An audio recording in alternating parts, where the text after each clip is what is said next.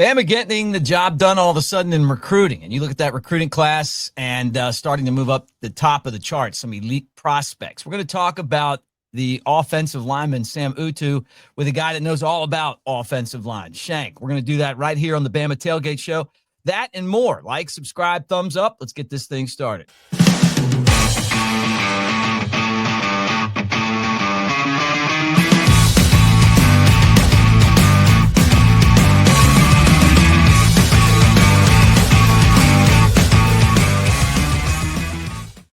All right, roll tide, everybody. Thanks for being here. We're brought to you by Pearl River Resort. They make the show happen. Philadelphia, Mississippi, Dancing Rabbit Golf Course, the Augusta that you can play. And I'm telling you, two amazing courses, multi-million-dollar facility. And guys like Shank and I, we're not members. We can just go golf if we want to. We can show up and golf without even a membership. Good to see you, Shank. I was excited when Sam Utu committed to Alabama. The number 176 overall player and a 6'5", 6'4", depending on who you look at for the size and height. But let's just say 6'5", 330, and the number 19 player out of California. So you're talking about an interior offensive lineman, one of the best in the country. Bama got him over Tennessee, Texas, Washington, USC, all those schools. What do you, when you hear this size, you know, you can imagine his athleticism, kind of sneaky. Where do you see him fitting in and a guy like this on the line? Oh, man. You know, his measurables are comparable to mine. You know, I come to think about it, 6'5", 330. I'd love to see him at that right guard spot. He's a mauler. We'd get him inside, you know, get him moving around, get him up under some guys. I am all for the bigger guards. If you look at the Philadelphia Eagles and what Coach Stoutland did, moving a guy from tackle to inside at right guard, guys like 6'6", 6'7", playing guard, it's unheard of, right? But I am a huge fan of oversized guards. 6'5", 330, he's going to get those paws on people and he's going to get them moving. I think it's just like, I think he fits into the Bama weight perfect, man.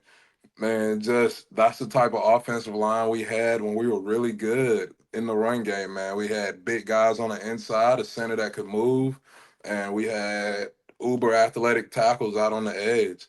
And so I like to see that we're getting this type of commitment, man, because I want to continue to build that offensive line and hopes of reviving that run game this year. And so that's a huge commit. And that honestly, that tells me that he heard something from those coaches that gave him hope, you know, that made him want to be a part of that as an offensive lineman. So that's exciting for me, dog.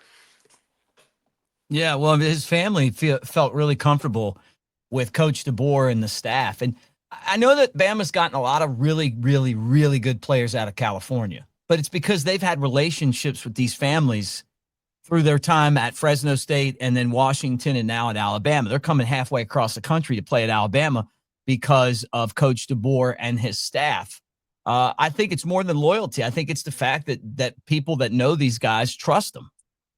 Absolutely. And like we were talking about on our last show, what are people looking for when they go on these official visits, right? Mm-hmm. And relationships matter, man. So that relationship that was probably rooted before his time, even at Alabama, right? That's something that he's fostered and nurtured, and it's nice to see it reap benefits for us here in Crimson Land. But that's what it's all about, especially when parents are involved, active in their kid's life.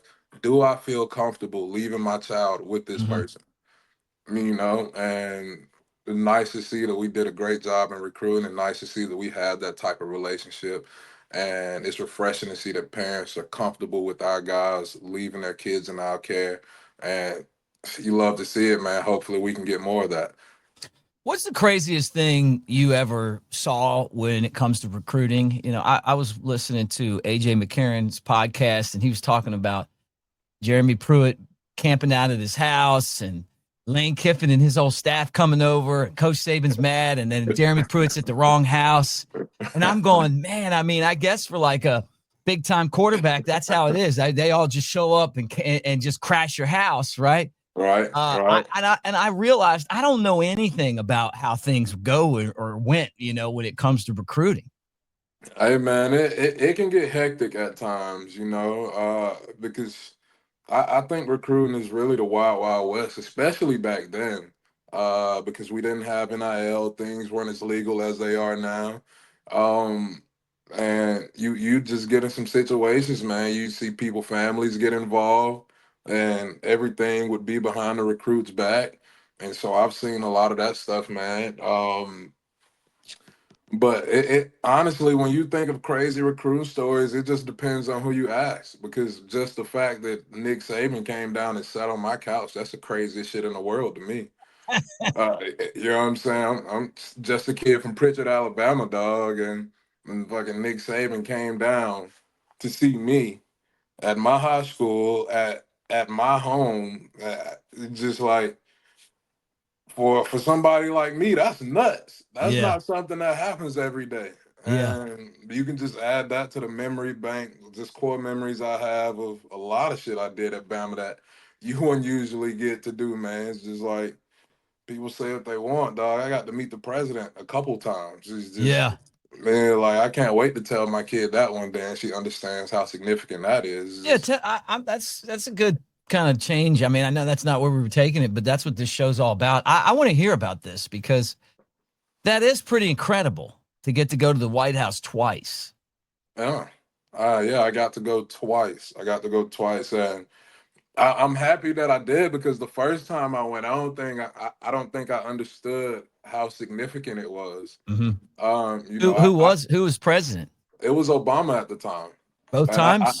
yeah, and I Okay. actually have a picture of me and him shaking hands that I'm gonna get framed and put up one day. Yeah. Uh, because I shook the president of the United States hand, man, and I think that's the dopest thing in the world. And Yeah. that's just not stuff you get to do every day. No. Uh-uh. Um, First and Bama player I ever saw do that was Forrest Gump. He shook the presidency. Man, it is. I know I'm kidding about that. I got a Tom Hanks story too, but what's the experience like? What's the magistry like when you walk in there? Like what's Saban's like demeanor? I mean, are him and Obama like are they like joking and cracking up and kicking it, or is it like is he just kind of everybody get in here, do the picture, get I, out? man, Like I can't even. I honestly can't even tell you if I can give you that details of an experience because it was so much to take in, man. right? You know what I'm saying? It's my first time in Washington, D.C., my first time at the White House. No, I'm looking around. They got fucking snipers on the roof. It's just like, oh, this shit's for real. Like, yeah, like, you know what I'm saying? It's just, it was so much to take in, man. And it was such a shock and just such an experience. It's just like every time I think back on it, I'm remembering something new that I didn't think about before. Um, it's just I'm just happy I wore a suit, man. And I remember posting to Facebook, just like I met the Prez. Prez was cool. Like who the fuck was I? Like who the hell am I? Talking about the Prez is cool. You know what I'm yeah, saying? It's right, right, just like I didn't, but it was just such a shock, man. Just thinking back on it. I mean, and then the second time I went. I thought I'd be used to it. Like, what is that to say? Like, I thought I'd be used to going to the White House. Now it's my second trip, yeah, and it was still a refreshing experience the second time around, man. And just even understanding how serious it was and how serious the opportunity was, and I enjoyed every bit of that. And I understand guys choose not to go to the White House for whatever reason these days. That's their own right. But I enjoyed my experience. I'm gonna take that to the grave. That's one of my bucket list oh, I things mean, come checked on. off. I think Coker Because was saying that he's got like the picture of all you guys yeah, at the White House. You got a picture shaking the president's hand. yeah, like, and I have that same picture Coker has. I'm gonna put it up here one day, dog. That's what you should It's do. in my garage right now. I just been on the road running around so much. I haven't had time to build the wall yet, but Yeah. like that stuff is dope, man. And I enjoy just showing it to my daughter and explaining to her what happened and how I was able to achieve those things and get to live those moments because that's cool as hell. Like Yeah. every kid comes to school and brags about their parents, right? And, I just can't wait. She go to school and be like, "Yeah, my dad met the president," and be like, "He fucking right, he did." Yeah, I've always thought like about Obama, like he'd be a fun guy to like drink a beer with and just talk sports. I mean, Yeah, he was much more laid back than I'd expect the president to be. He yeah, was just he wasn't. It was a very enjoyable moment, man, and it was a great time. And him and Saban, they talk back and forth. It's just you got Nick Saban, who was basically the president of Alabama at the time, as yeah, right. He president of the was. state. Yeah, And, depending on who you ask, some might say Nick's more important than Obama, but yeah. Well, but on this show, he is. absolutely, He absolutely. was. Now it's DeBoer. Hey man, the day Nick decides to run for president, I'm part of that campaign. I'm in there. Yeah, right. Yeah. Like I'm painting both vehicles, all that, yard signs, everything.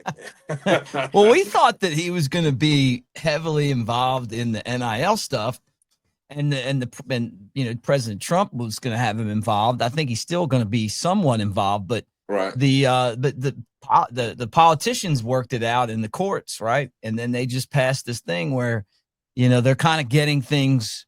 They're moving the ball in the right direction. It sounds like to me, where they're like, hey, we're going to have $20 million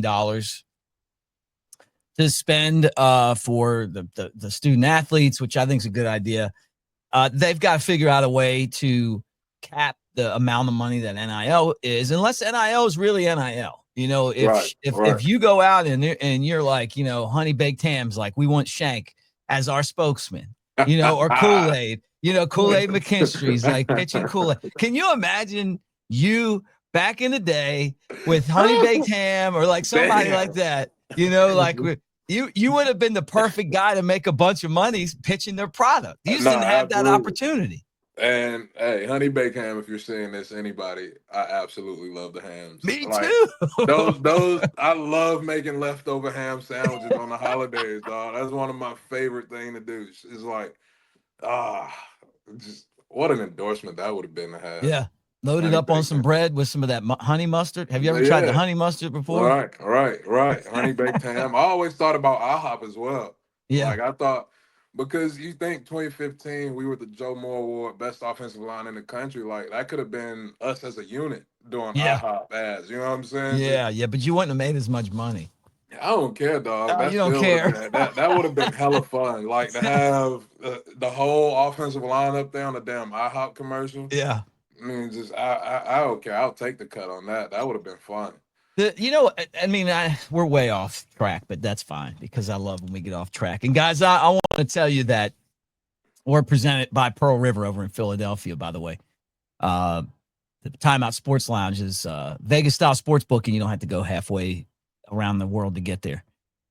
Let's just hit nicknames right now because you got a great nickname. Kool-Aid McKinstry, great nickname. Deuce Palmer, great nickname.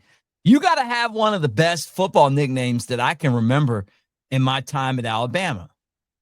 I mean, when you have a nickname that you don't even need to tell everybody, when there's going to be some people that go, Alphonse Taylor, who's that? Oh, Shank. Oh, yeah. You know what I mean? Like, you're like Prince. What's Prince's real name? You know what I mean? I blame Nick for that, man. I blame Nick for that because Nick literally called me Shank. Like it was never my first name. It was always Shank.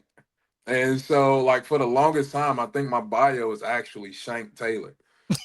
And then I added the Alphonse in there. So it's always like anytime Nick would talk about me to the media, it was always Shank. It was never Alphonse. And so that carried its own traction. But even down here in Mobile, the name Shank has been stuck with me since Park League football, man. So Yeah. like everybody that grew up with me, it was either Big Shank or just Shank. And it stuck with me until now, dog. I still got it and I still go by Shank till this day. Yeah. And it's funny telling the story to people because depending on who asks, I'll give a different version of the story, right? And so if it's just somebody ain't really trying to talk to, they'd be like, what's Shank stand for? I'd be like, yeah, I stabbed a kid with a pencil in elementary school. And everybody just started calling me Shank after that. And, and but then if it's like actual curiosity, like people I know, people got a little banter with, I tell them the true story. And it's really just Shank, like ham shank. Yeah. And a lot of it's funny how many people don't know what a ham shank is. Mm. We had And so we had ham at the holidays at my yeah, grandma's house. So I yeah. was there was never a time when I was like thinking prison. I was thinking like honey glazed with pineapple. Yeah, I wish I could send you the pictures, dog. Like when I was like 10, I was so big I had to play with like the 13 and 14-year-old kids in park league football. And my coach, I played nose guard at the time. He said I looked like a big ass ham shank in the middle of the defensive line. And so it was Shank after that. Ever since then, man, it's just been my nickname since. When you see Andy Reid, the coach of the Chiefs, when he's a kid, he's got the whole. You seen that where he's got the whole Rams uniform on, and he's like way bigger than the rest of the kids. I was always smaller than the rest of the kids. I'm sure you were probably like, man, I get that shit. Oh yeah, I felt that religiously. It's just like, and it's so funny because there were parents who pulled their kids off the field and said, "No way, I was 10 years old." Like they refused to let their kids play with me. And mind you, Mick, I only played like a year park league. I have no idea what's going on out there, dog. I'm How just did there that make because you my feel? mom and grandma made me go out there. They said I wasn't gonna be big for nothing, and they made me play football, right? How did that make you feel? Yeah. It's like when we played baseball and like the pitcher on the other team had like a full beard. Like, I don't know if that. This is. I'm going to tell you, this is true. It'd be like 14 or 15, and this guy's got a full beard. Now I'm a dad, and my kid literally just turned 13, and he's got a mustache, and I was like, that's not the way it happened for me. Yeah, no, I couldn't grow a beard until damn near my senior year at Bama. The guy's got one of those. He's got one of those pencil thin mustaches going. I was like, I said, "Hey, Jake, man, you got it." I didn't even tell him it. Like for me, it literally took me 30 years to grow a mustache. That's insane. That's insane. That reminds me of me and Asan Robinson for the first time. He's just like Asan Robinson looked like a grown man since he was in high school. Yeah, he like full beard, balding at the top. Hey, I love you, Asan, if you see this. But Asan Robinson has been a grown man since like middle school, dog. It's insane. Man, like the first time I met him, I just couldn't believe he was an incoming freshman. They like just absolutely couldn't believe, and he ended up being one of the best D tackles I've ever went against at Bama. Like he was damn good. And he's just strong as a damn ox, man. You're like strong as an ox. Like if he felt like he was one of those people, he had a switch. He could turn it on at any time, bro. Man, he was just so damn good. So shout out Ashawn. Yeah, there was a guy that I went to school with, who does broadcasting for the Jaguars. He used to work with TJ when we saw TJ Yeldon. Yeah. So I was talking to him. I was talking to TJ at Ryan Anderson's event you and I were at a couple weeks ago about this guy. His name's JP Shadrick, but he went by Jared Shadrick in college. Mm-hmm. He looks like I would bet people when he was in the same baseball league as me on his age, because he was like 22 and he looked like he was 42. I was like, hey, I'll bet you $10 you can't get within 5 years.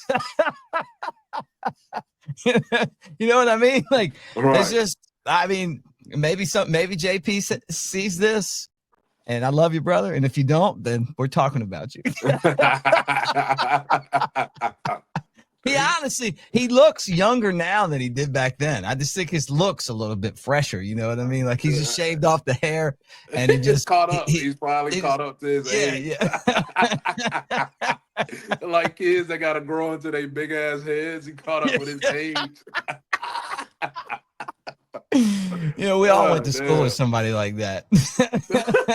Hey, me too. Me too.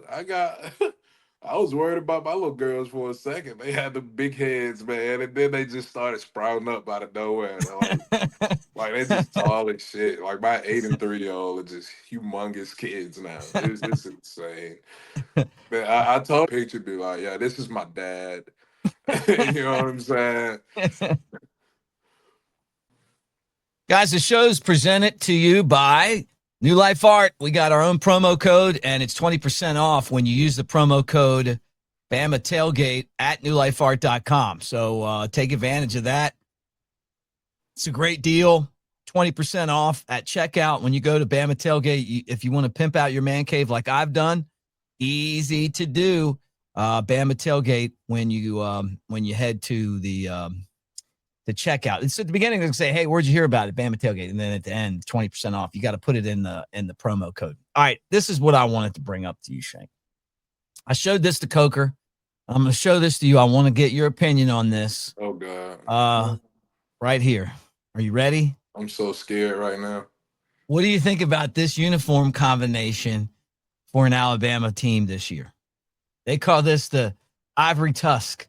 That look like some shit Stanford wears. Coker said it looked like Ohio State warm-up practice jerseys. That was my next drop. Like Ohio State, Stanford. I'm good on that. Nah, dog. Ugh. Nah. Like I get it. I get it. We want new uniforms badly, but these mock-ups are getting out of hand.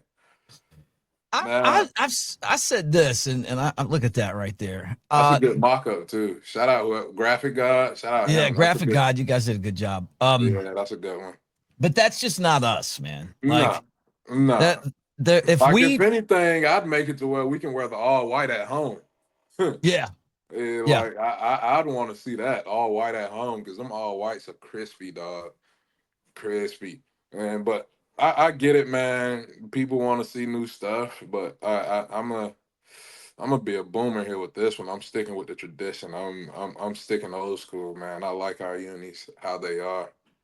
I mean, because it's just like I know Stanford's kind of the same colors, but it's something about when you see that Bama crimson jersey, you automatically know, oh, that's Alabama. Or you see the all white, you automatically know, oh, that's Alabama. Whoa, 84. This is the 84. the white helmets though. Oh, I can get with that. I can get with that. That is crispy. I think they could use this to help raise money for the NIL. I mean, I'm not saying go down to Auburn and dress like this. Although the white helmets, I mean, Bear Bryant had the white helmets. Hey, This is 84. They wore them in 84. Was it Perkins in 84, right? yeah. I mean, it's not outside of tradition to have a white helmet with crimson numbers.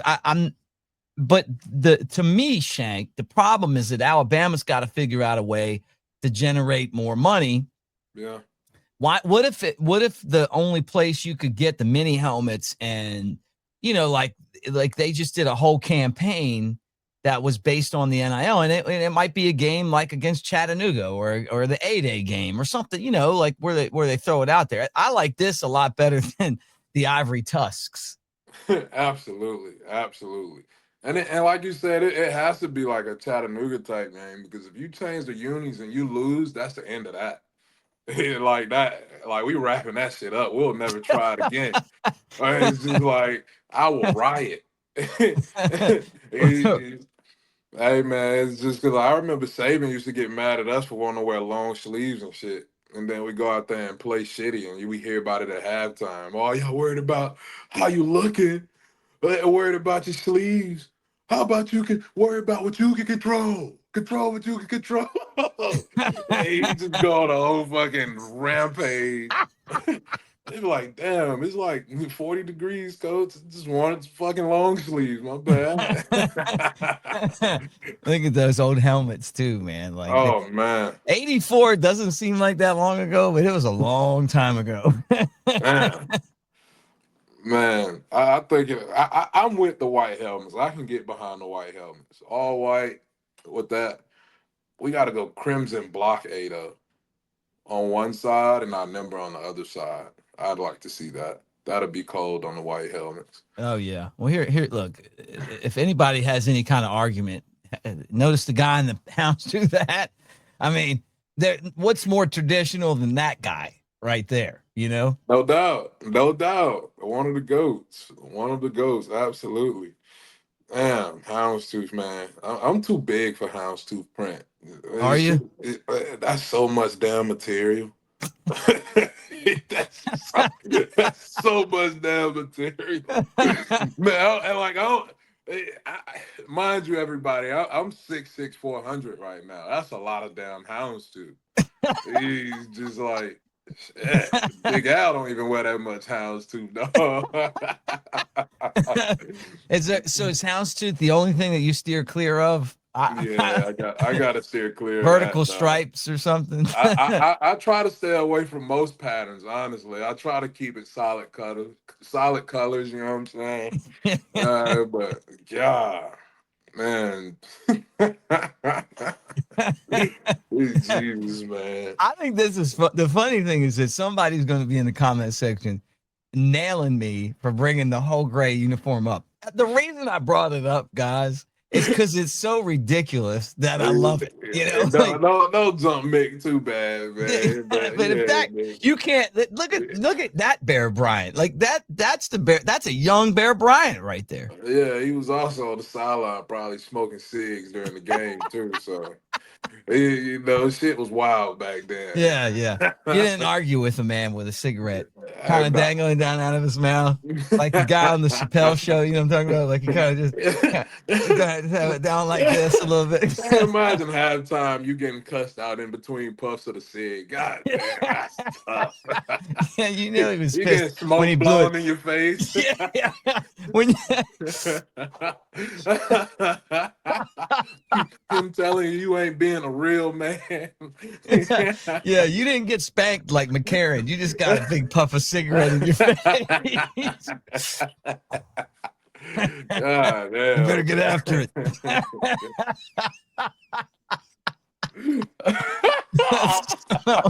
We're going off the rails, people. Oh my God, dog. But it is funny. All right. Well, let's wrap it up. What a fun show. We'll get back at it again later this week here on the channel.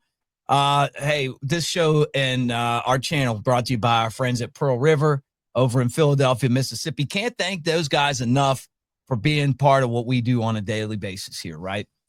Dancing Rabbit Golf Course is the Augusta you can play, which means you don't have to have a membership to go over there and play a multi-million-dollar golfing facility. And I'm telling you, you'll love it if you haven't been there. And I know some of you guys are like, I love going over there. They got the table games and slots, the best slot game in the entire South. I mean, you got to go out to Vegas to match what they're doing between Silver Star and Gold Moon. The sports book, you got, honestly, which is so short, an hour and a half from Tuscaloosa, having that sports book there. Geyser Falls Water Park, the spa, all that stuff, a great concert series. We'll give some tickets away to some of those concerts here coming up. But anyway, thank you guys for hanging with us. And we're not going with the grays, so don't freak out. That I told Coker that they were wearing those grays for the Iron Bowl. He probably almost had a damn stroke, didn't he? You know, you can kind of trick him on stuff like that sometimes. I just want to see what his reaction was. Coker, man, he getting old now. Yeah. He's always been an old soul, you know what I mean? He really has. Hey, thanks, guys, and roll tide. Roll tide.